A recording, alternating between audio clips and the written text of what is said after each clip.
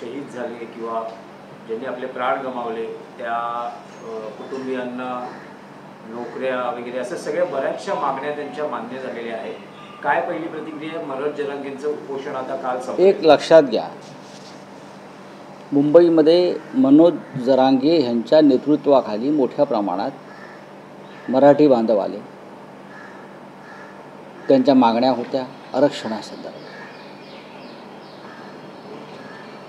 पावसात चिखलात मनोज जरांगे आणि त्यांचे लोक आंदोलन करत होते. आता काल सरकारनं त्यांच्या मागण्या मान्य केल्या आणि आमच्या मागण्या मान्य झाल्या. याबाबत आंदोलक आणि नेते जरांगे पाटील समाधानी असतील तर आम्ही समाधानी. जर शेवट गोड झालेला आहे आणि स्वतः आंदोलकांनी गुलाल उधळलेला आहे, तसा गुलाल तो नवी मुंबईतसुद्धा उधळला होता.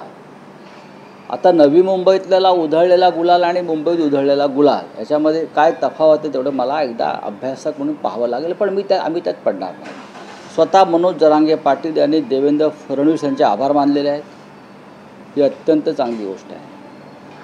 देवेंद्र फडणवीस यांनी जो तोडगा काढला आणि मनोज जरांगे पाटील यांचं समाधान झालेलं असल्यामुळे त्यांचं समाधान हे सगळ्यांचं समाधान.